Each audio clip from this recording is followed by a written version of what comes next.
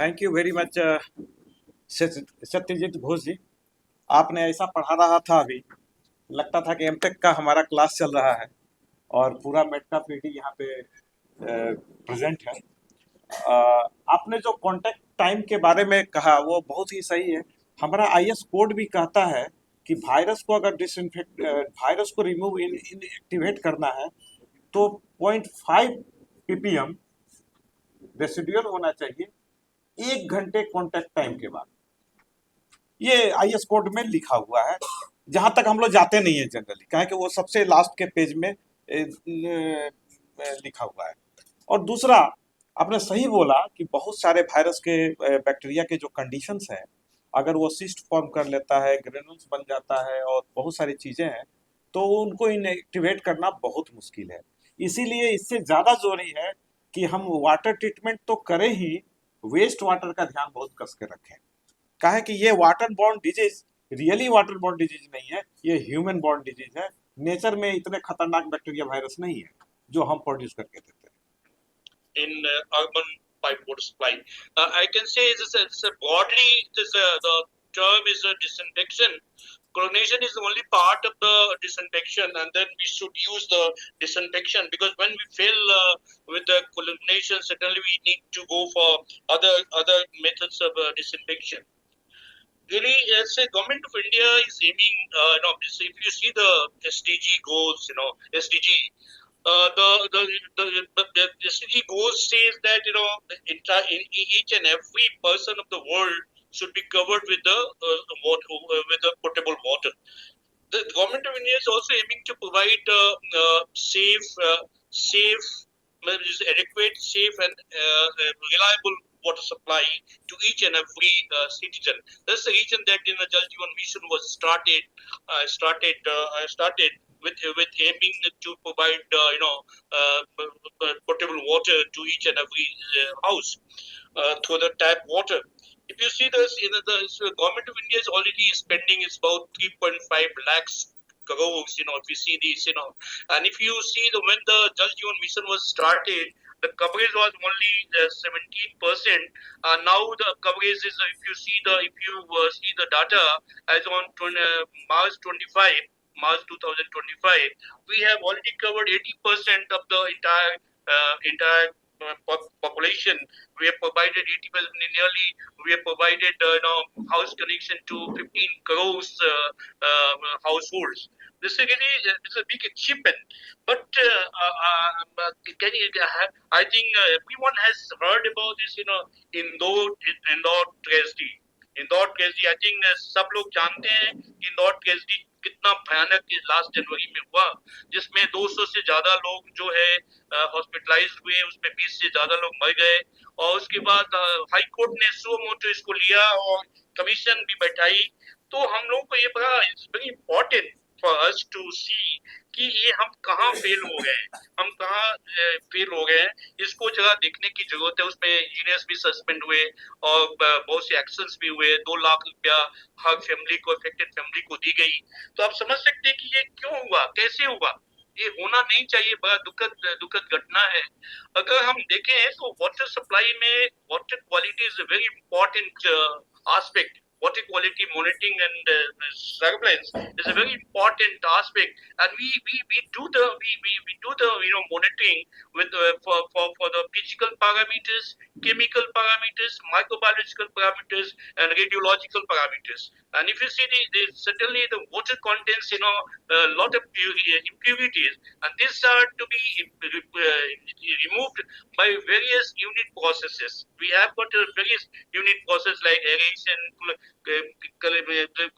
coagulation, flocculation, and sedimentation, filtration, and so many. And lastly, but very important, because it's very important, is disinfection. It's very important, and we all are here to discuss on this issue, to ensure the chlorination, effective chlorination, to kill the bacteria. The bacteria, because this microorganism is very, we cannot see with open eyes. We can see only through the microscope. Our water can be very clean, looks very clean, but if it contains the microorganism like the bacteria, viruses, protozoa. These are the microorganisms that are causing the pathogens. And if you see how you do it, how you just know about this one pathogens. That's the reason that we use this microorganism indicator. This is called this Escherichia coli, E. coli. E. coli is a microorganism that its presence shows that pathogens may or may not be present. But it is very important because it goes at very fast pace. That's the reason that we use this microorganism indicator. This called the Escherichia coli. तो आप देखेंगे कि हम जो ये important जो है हमारा जो पानी है उसपे जो सॉलिड्स होते हैं उसको रिमूव करने के लिए we have got a different processes. Similarly, we need to provide the potable water that can only be provided by proper effective chlorination. तो आप देख सकते हैं कि हमारे पास जो सबसे बड़ी चैलेंज ये है कि still we are not concentrating on the water quality. Water quality जो कि टॉप प्रायोरिटी होनी चाहिए उस पर हमको कंसंट्रेट होनी चाहिए. We have got the laboratory at the state level, we have got the laboratory at the district level, we have got 3-tier laboratory system.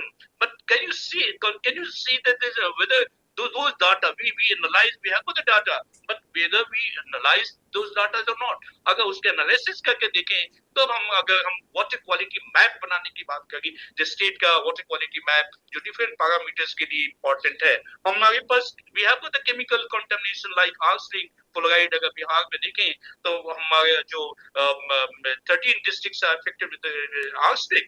We have got nearly 11 districts affected with the fluoride. But उसको भी बड़ा important है. लेकिन सबसे important ये है कि हमको उसके अलावा जो हम लोगों ने एक्शंस लिया है कि हमको सोर्स क्या होना चाहिए. सोर्स इज इम्पोर्टेंट कि हमने we have used the groundwater. अभी गवर्नमेंट ऑफ इंडिया में जब when I was engineering chief, हम लोग का जब मैं बहुत ज्यादा ये होता था कि भाई why did you go for the surface water.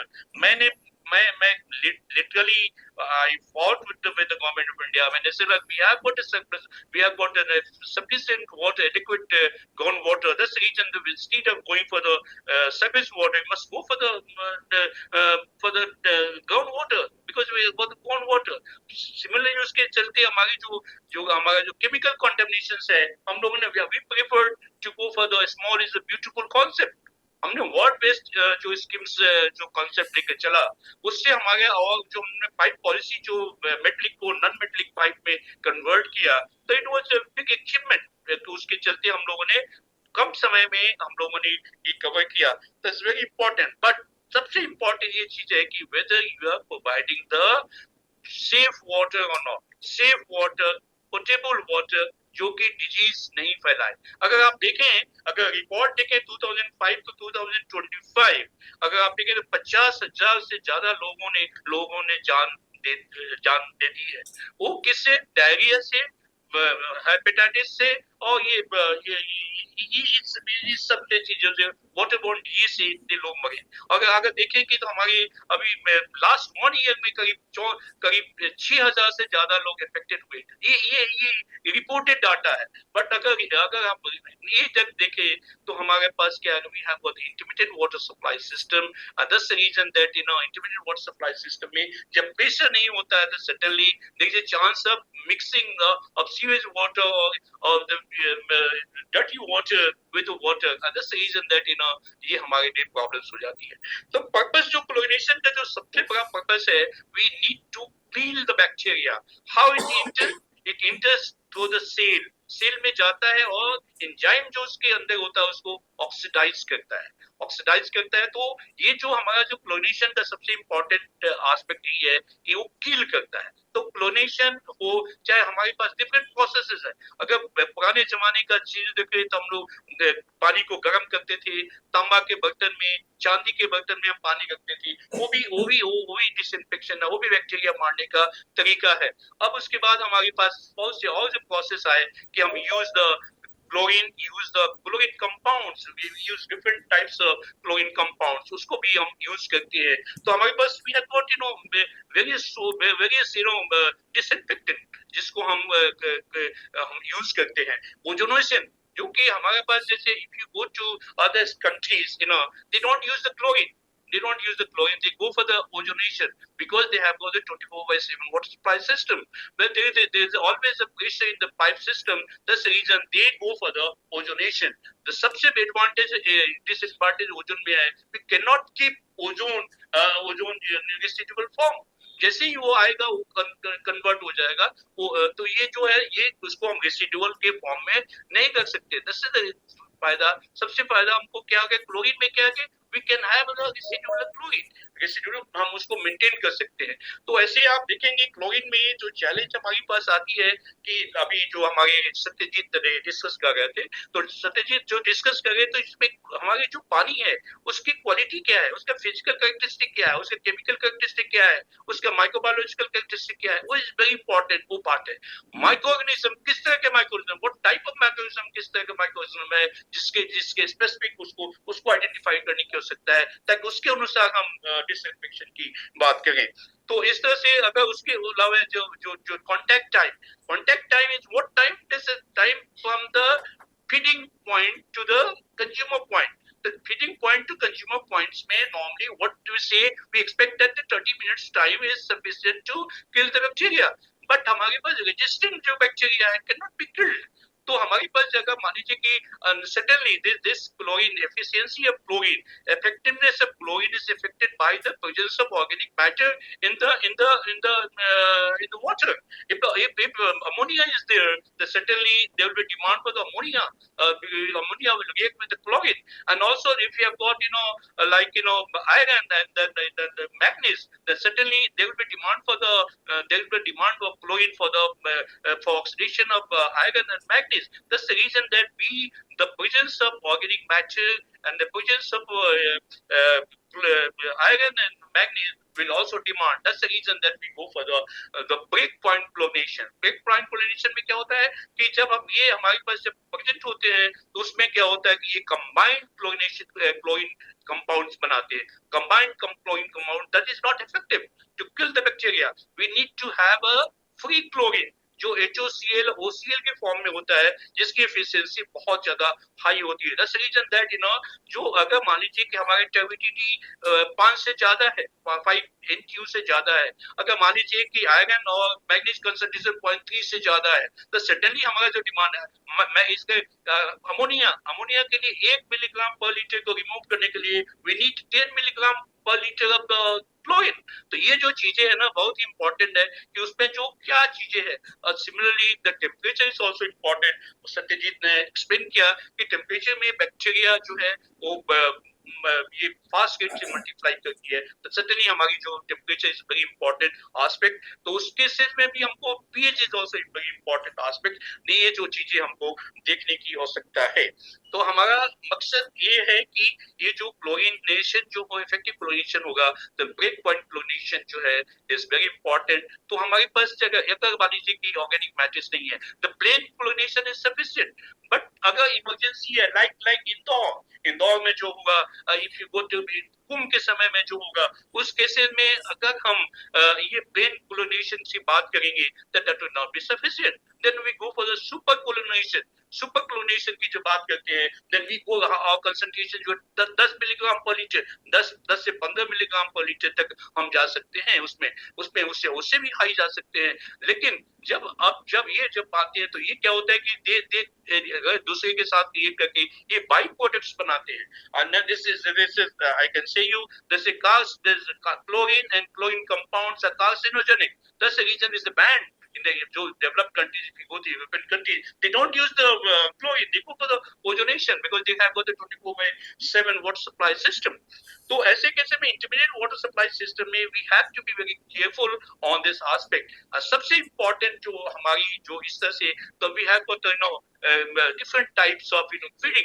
We Satyajit was saying about different types, different forms of the chlorine, which is gaseous form, liquid form, or the chlorine और क्लोरीन कंपाउंड्स जो हमारा जैसे bleaching powder में CaOCl2 जैसे हमने, या जैसे sodium sodium जो ये यूज करते हैं, सोडियम का जो कंपाउंड यूज करते हैं उसको, तो उसके उसके लिए हमारे पास और भी जो कंपाउंड्स है उसको हम यूज करते हैं, लेकिन इसकी इफेक्टिवनेस को भी देखनी है।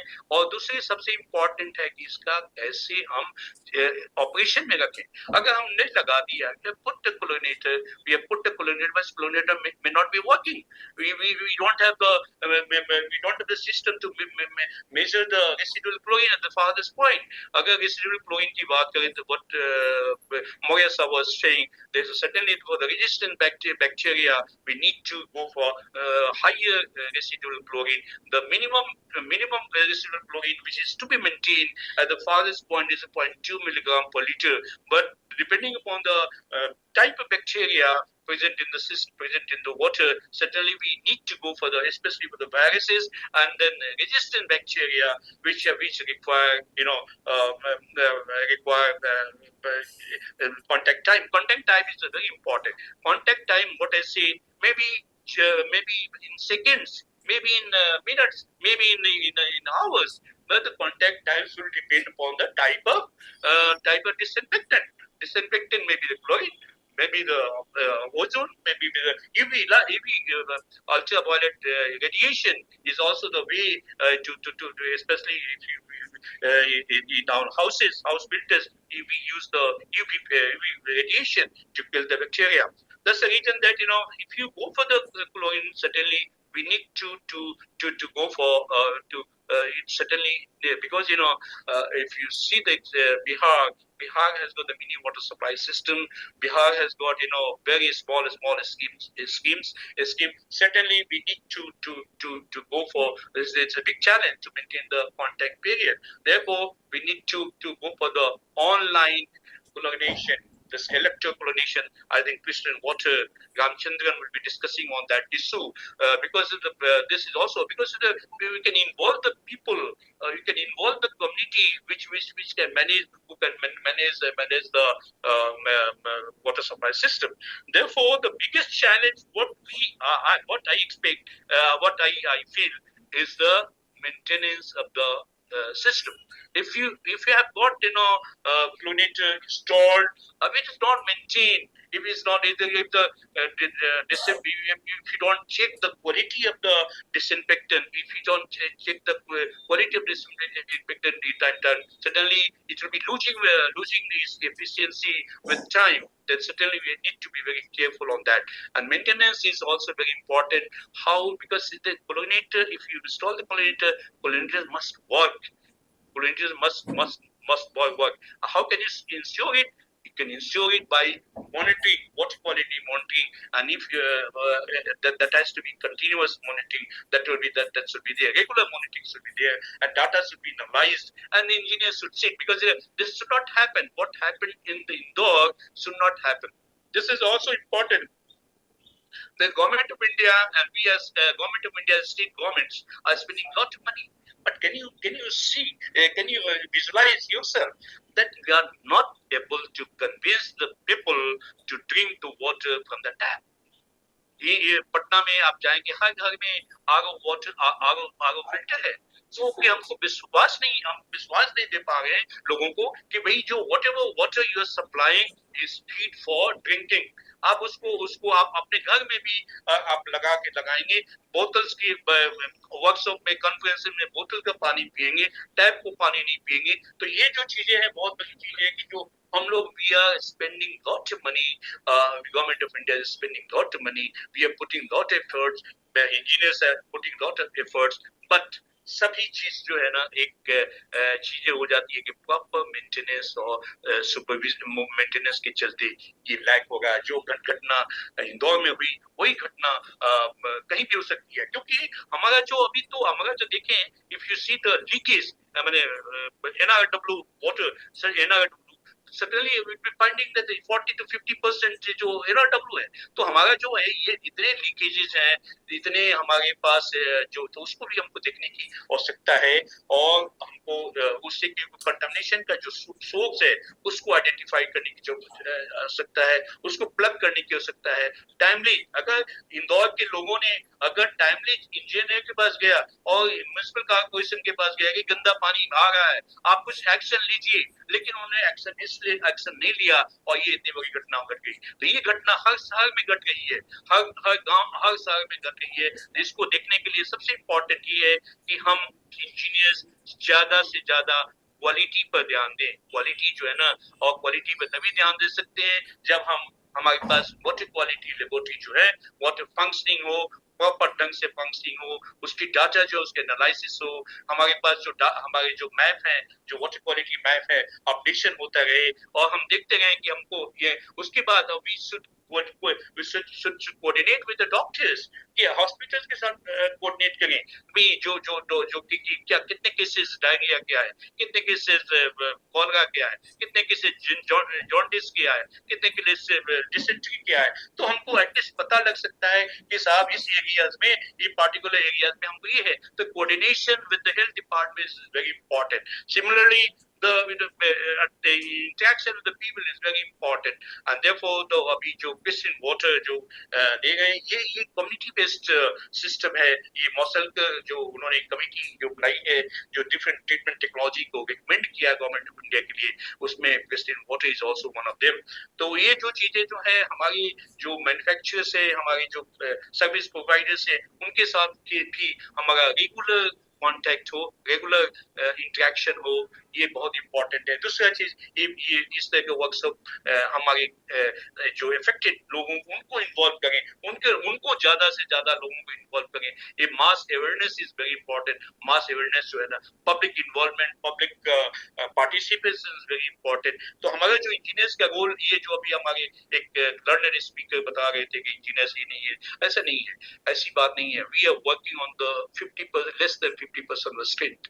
50% से भी ज्यादा इंजीनियर, जूनियर इंजीनियर नहीं है, असिस्टेंट इंजीनियर नहीं है, एक्सपीरियंस इंजीनियर नहीं है। तो ऐसे केसेस में, और इतने सारे काम, तो ज्यादा से ज्यादा वो लोग जो है उसी इंजीनियर, उसी कामों में दिन रात के इसमें लगे हुए हैं। तो ऐसे केसेस में हमको ये देखने की जरूरत है कि जो सबसे इंपॉर्टेंट काम हम करने जा रहे हैं, तो we can involve the people, और हमारा ये जो ये कंबाइन एफर्ट्स होनी चाहिए, that is very important. Therefore उसके साथ हम चले तो सर्टेनली हमारा जो ये चैलेंजेस है उसको हम मीट कर सकते हैं। जहां तक टेक्नोलॉजी की बात है, we have got the technology, we have got all the, but we are not able to implement those technology properly. We are not able to maintain those technology at the ground level. This is the reason that we are failing some in many instances. Certainly that ये जो चीजें है, इंदौर जैसा घटना नहीं घटे, इसलिए हमको सबको साथ मिलके, क्योंकि व्हाट इज लाइफ, उसके बिना कुछ नहीं होना है, तो हमको चीजों को देखना है और उसके साथ काम करना है। Thank you so much. Thank you sir. आपने सही बोला कि ये जो टॉपिक है कि सर्वेलेंस कितनी ज़रूरी है, इसका एग्जाम्पल हमें इंदौर के केस से मिलता है, जो कि स्वच्छता अभियान में हमेशा अव्वल आने के बाद वहाँ पे एक ऐसा प्रॉब्लम आना जो पूरे देश को हिला दे। और दूसरी बात यह है सर कि ये जो वाटर बॉर्न डिजीज है, ये थर्ड वर्ल्ड का कहिए तो बीमारी है, और जो एक जनरल पैटर्न देखा जाता है कि एक डॉक्टर हमारे देश में जितना केस देखता है, शायद पूरे यूएस में उतना केस नहीं आता है वाटर बॉर्न डिजीज का। और हम लोग को बहुत सारा काम इसमें करना है। अगर 24/7 वाटर सप्लाई हो जाएगा तो बहुत सारा प्रॉब्लम तो ऐसे ही दूर हो जाएगा। कि जो बैक कंटामिनेशन होता है वो कम से कम रुक जाएगा। लेकिन उसके लिए इतने पैसे की जरूरत है, फंड की जरूरत है, बहुत सारी रिक्वायरमेंट है सर। और दूसरी बात यह है सर कि जो हमारा जो क्लोरिनेशन सिस्टम है, जिसकी लाख बुराई हम कर लें, कुछ भी कर लें, लेकिन हमारे जैसे देश के लिए पहले बेस्ट सिस्टम है। और अगर हम दूसरे सिस्टम पे जाते हैं तो इसके लिए हमें बहुत सारे इंफ्रास्ट्रक्चर को मजबूत करना होगा। जी दूसरा आपका जो एफर्ट था, जो छोटे छोटे आपने वाटर सप्लाई स्कीम बनाए और कास्ट आयरन पाइप को रिप्लेस कराया, ये बहुत ही हमें लगता है कि माइलस्टोन जॉब है इस एरिया में। जी जी। Thank you very much. Now we have Ravi Chandran ji. He will discuss about electrochemical process for the disinfection. We will hear from him. He has installed a small capacity electrochlorination in Chhattisgarh states. So we will see what we can take from him, and we can improve our Bihar water supply system. Thank you, sir. Please. Thank you very much sir. पहले मैं mister professor Maurya को thank you कहना चाहता हूँ for giving me an opportunity to be part of this august group discussing about chlorination. Thank you very much. And a little background about myself. I have been in the line of water treatment chlorination basically for the past some 45 years now. हमने शुरू किया था gas chlorinator से, और हमारा company अभी भी gas chlorinator बना रहा है for small and big establishments. मगर मैंने कुछ 25 साल पहले I came across this new concept of producing chlorine on site, which attracted my attention. फिर उसके ऊपर हमने काफी रिसर्च करके वो सिस्टम को डेवलप किया। यहाँ पे मैं 3 पॉइंट्स मैं आपके सामने रखना चाहता हूँ। तो पहला पॉइंट इज बहुत सारी डिफरेंट टाइप्स ऑफ डिसइंफेक्शन के बारे में सब लोग जानते हैं on level, at a domestic level. But if you are going to treat water in a large level, आप पूरा सिटी को दे रहे हैं, पूरा गांव को दे रहे हैं, तब एक सस्टेनेबल सिस्टम चाहिए जिसको हम लोग मेजर कर सकते हैं। अभी ओजोन ले लीजिए, ओजोन एडवांस्ड कंट्रीज में कुछ एडवांस कंट्रीज में इस्तेमाल हो रहा है, बट यूएसए में मैंने ये पता किया कि most of the American cities अभी भी वो क्लोरीनेशन के ऊपर ही निर्भर है। और main point is that chlorine एक मेजरेबल आइटम है। अभी ऑरो वाटर, ऑरो से जो निकला हुआ पानी हम लोग समझते हैं कि अच्छा है। If there is something wrong with the Oro candle, हमको पता भी नहीं चलेगा उसमें बैक्टीरिया आ रहा है कि नहीं आ रहा है। Same is the case with UV. UV में suspended impurities होंगे तो वो बैक्टीरिया को मार नहीं सकता है। So but when it's been chlorine, आपको residual chlorine है तो उसमें बैक्टीरिया नहीं है, वो निश्चित रूप से सबको मालूम हो जाता है। So in a developing country, chlorination in my opinion is the best form of disinfection. Secondly, कोई भी disinfection method जो इस्तेमाल हम लोग कर रहे हैं, उसमें बहुत ही इम्पोर्टेंट चीज क्या होता है? It is not installation of an equipment. आपने equipment लगा दिया, लोगों को समझा दिया। Sustainability is very important. Sustainability तब भी आएगा जब all the probable loopholes are fixed. ये नॉर्मल हमारा क्लोरीनेशन में क्या क्या loopholes हो सकता है? फॉर एग्जाम्पल आप गैस क्लोरीनेशन यूज कर रहे हैं तो पीरियोडिकली आप गैस सिलेंडर को चेंज करना पड़ेगा, और पीरियोडिकली वो गैस सिलेंडर को रखने के लिए जो भी एक्स्ट्रा प्रिकॉशन है लीकेज प्रिवेंट करने के लिए वो करना पड़ेगा। और नहीं तो हम ब्लीचिंग पाउडर ले लीजिए, ब्लीचिंग पाउडर को आप हर एक विलेज लेवल पे पहुंचाना पड़ेगा, और वहां पे उसको प्रॉपर एरिया में स्टोर करके रखना है, क्योंकि India is it's a very monsoon centric country है, बारिश होती है, मॉइस्चर ज्यादा होता है, तो ब्लीचिंग पाउडर में वो मॉइस्चर अब्सॉर्ब कर लेता है और क्लोरीन का कॉन्सेंट्रेशन धीरे धीरे कम हो जाता है। Same is a case with liquid chlorine, sodium hypochloride drums में हम लोग हर एक गांव में पहुंचाते हैं। वो आप सोच के देखिए, ये एक लॉजिस्टिकल नाइटमेयर है। बारिश के समय में पहुंचा नहीं पाएंगे, बाढ़ होता है तो पहुंचा नहीं पाएंगे।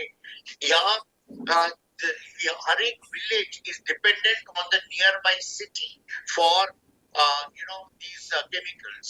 ब्लीचिंग पाउडर चाहिए या हाइपोक्लोराइड चाहिए या गैस क्लोरीन चाहिए, उसके लिए वो एक पास वाले एक सिटी के ऊपर निर्भर है, क्योंकि उनके पास और कोई, फॉर एग्जांपल किसी विलेज में उनके पास liquid chlorine that is sodium hypochloride खत्म हो जाता है, वो क्या करेगा, वो इंटेंट करेगा, इन्फॉर्म करेगा। उनके पास पहुंचने तक 3 दिन हो गया समझिए, वो 3 दिन तक वो पानी में क्लोरीनेशन नहीं होता है। So for a bacteria to penetrate into a system 3 दिन बहुत ज्यादा है। सो एक सस्टेनेबल सिस्टम चाहिए। तो सस्टेनेबल सिस्टम इज दिस इलेक्ट्रोक्लोरिनेशन। इलेक्ट्रोक्लोरिनेशन में क्या है, ये आपको सिर्फ 1 किलो नमक चाहिए और कुछ नहीं चाहिए, और थोड़ा सा इलेक्ट्रिसिटी, एंड आप लोकली सोडियम हाइपोक्लोराइड प्रोड्यूस कर सकते हैं। इसका कॉन्सेंट्रेशन भी कम नहीं होता है, क्योंकि आप रोज प्रोड्यूस कर रहे हैं। तो एक ऑपरेटर समझिए, हाइपोक्लोराइड, कमर्शियल हाइपोक्लोराइड एक ऑपरेटर के पास पहुंचता है, आज पहुंचा है, आज उसका कॉन्सेंट्रेशन जैसे बोलते हैं 10% है समझिए, तो 10% के हिसाब से वो डोजिंग रेट फिक्स करके डोजिंग पंप में फिक्स करता है। मगर 5 दिन के बाद में वो 10% नहीं रहता है, वो 8% हो जाता है। तो फिर ये ऑपरेटर उसको इंक्रीज करके 8% करना, एक ज्यादा डोज करना पड़ेगा, और फिर वो 15-20 दिन लग गया तो वो 10% 5% हो जाता है। तो फिर वो डोज रेट को डबल करता है। तो एक ऑपरेटर को हम लोग एक्सपेक्ट कर रहे हैं वो एक केमिस्ट बन जाए, वो तो बहुत मुश्किल है। वो हर एक बार अकॉर्डिंग टू द कॉन्सेंट्रेशन उसको मॉडिफाई करना उनके लिए बहुत मुश्किल है। मगर इलेक्ट्रोक्लोरिनेशन में एडवांटेज क्या है, क्योंकि वो रोज आप बनाते हो, concentration is going to be the same.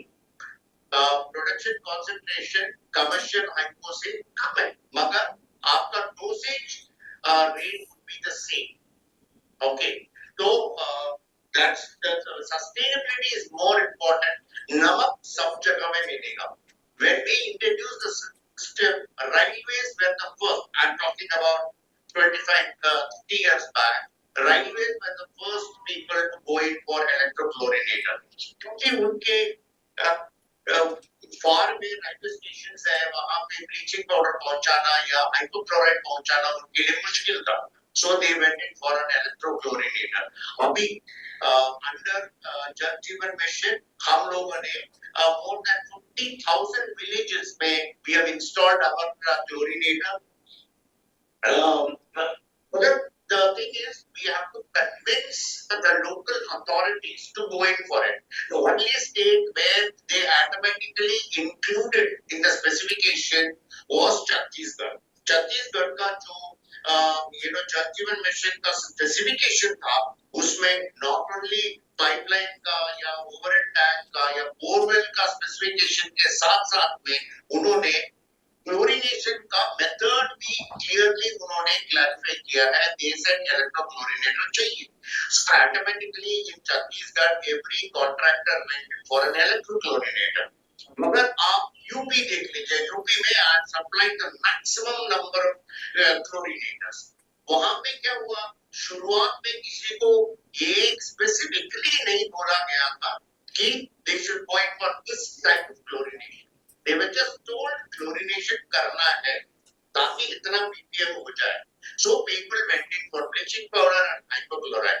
But कुछ दिन के बाद में ही, 4-5 महीने के बाद में ही उनको लॉजिस्टिकल प्रॉब्लम होना शुरू हो गया, क्योंकि यूपी में जो जल जीवन मिशन को एग्जीक्यूट करने वाले कंपनीज बड़े कंपनीज थे। हर एक कंपनी के पास में 4,000-5,000 विलेजेस थे। तो 5,000 विलेजेस को आप 15 दिन को एक बार आप उसको रॉ मटेरियल पहुंचाएंगे, वो एक लॉजिस्टिकल नाइटमेयर है। तो जब हमने ये प्रॉब्लम को कुछ कॉन्ट्रैक्टर्स को समझाया और उनको वहां पे इंस्ट्रक्ट करके उनको एक्सपेरिमेंट करवाया। देन उन लोगों को इसके ऊपर भरोसा हुआ। देन उन्होंने काफी सारा विलेजेस में हमारा सिस्टम को इंस्टॉल करके अभी बहुत सारे विलेजेस में हमारा इलेक्ट्रोक्लोरिनेशन सिस्टम चल रहा है। ये स्मॉल सिस्टम है और राजस्थान में भी हमारा सिस्टम चालू है और महाराष्ट्र में, Karnataka and Tamil Nadu and all over India बहुत सारे स्टेट्स में अभी इलेक्ट्रोक्लोरिनेशन, क्योंकि वो बहुत कन्वीनियंट है और किसी के ऊपर डिपेंडेंट रहने की जरूरत नहीं है। So this is the most what I feel is it's a sustainable system. ये किसी के ऊपर डिपेंडेंट होने की जरूरत नहीं है। Third point I would like to make, it is very economical. आप अभी एक ही प्रॉब्लम हो सकता है कि वो लोकली पावर नहीं है, मगर आप जहाँ पे बोरवेल है, जहाँ से आप पंप करके पानी को दे रहे लोगों को, इसका मतलब वहां पे थोड़ा बहुत तो पावर होगा ना। तो ये जो एक्सक्यूज कुछ लोग बोलते हैं कि जहाँ पे पावर नहीं है तो ये काम नहीं कर सकता है। आप नॉर्मल डोजिंग सिस्टम भी रखेंगे, उसके लिए भी पावर चाहिए। तो ये सिस्टम में सिर्फ तीन ही चीज की जरूरत है, एक है पानी, दूसरा पावर एंड तीसरा नमक। एंड नमक in India, thanks to Mahatma Gandhi, the price of salt is still very less as compared to even some African countries and some other Latin American countries.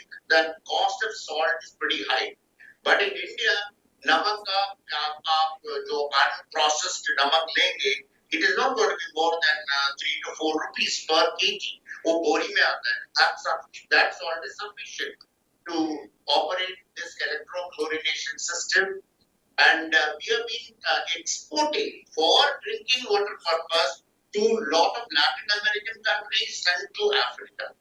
And if you know, there is one organization in the US called CWC. That is,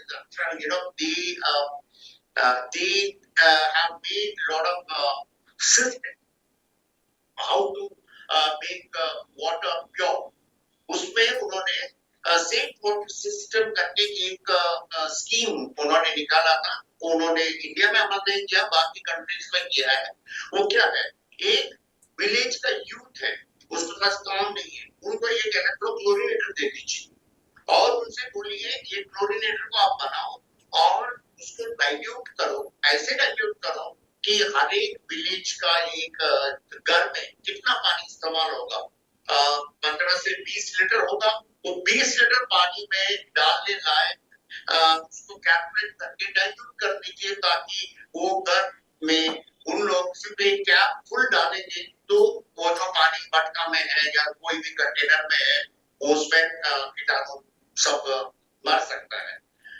These type of system they have made so that then the bottle can be sold to those people at a very nominal price. This is introduced by CWC in the US to various developing countries, but India we are already using it, and India में technology है और India में ऐसे system बनाने वाले companies बहुत है।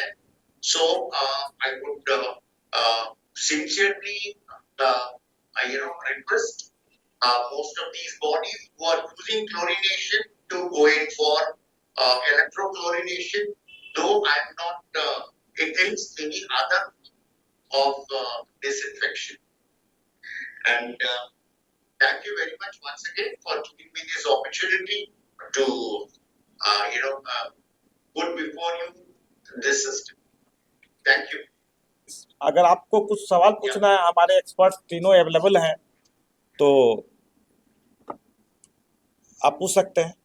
Area है जिसको हम लोग अपनाते भी है। क्लोरिनेशन कहीं ना कहीं कार्सिनोजेनिक है, थोड़ा ज्यादा हो जाता है, ऑपरेशन में मेंटेनेंस में चैलेंज है। तो मेरी एक सबमिशन है, उनसे पूछना है सर कि क्या हम एक जैसे क्लोरिनेशन में देखते हैं कि बैक्टीरिया के लिए ठीक है, वायरस के लिए रिमूव होता है, इवन फंगी मोटे रूप में रिमूव होते हैं, कुछ है जो प्रोटोजोआ ये सब को रिमूव क्लोरीन नहीं कर पाते। तो हम ग्राउंड वाटर से जब एक्सट्रैक्ट करते हैं वाटर तो कभी कभी वहां पे फेल्यूर हो जाते हैं। हमें लगता है कि हमने सब क्लीन कर दिया, क्लोरीनेशन किया और सारे कुछ क्लीन हो गए, लेकिन कुछ ऐसे प्रोटोजोआस हैं जो क्लीन नहीं होते। उस परिप्रेक्ष्य में कुछ डिजीज क्रिएट हो जाते हैं जो हमारे हमें सरसरी निगाहों से पता नहीं चलता और हम उससे वहां पे फेल्यूर हो जाते हैं। तो नए नए सिस्टम अपनाने में मेरा एक सबमिशन है कि rain water is the purest form of water. यहाँ पे केमिकल कंटामिनेशन कोई चांसेस नहीं है। इवन बैक्टीरियोलॉजिकल हम उसको कुकिंग ड्रिंकिंग में इस्तेमाल करें तो वहाँ पे बैक्टीरियोलॉजिकल को हम प्रोटेक्ट कर सकते हैं सिंपल क्लोरीनेशन या यूवी से। तो क्या हम लोग आने वाले समय में उधर की ओर शिफ्ट कर सकते हैं क्या? तो ये रेन वाटर को हम लोग पीने और खाने में दोनों सर से मेरा यही एक सवाल था। जब नीति निर्माता, तकनीकी विशेषज्ञ और समुदाय एक साथ बैठते हैं तभी परिवर्तन की नींव रखी जाती है।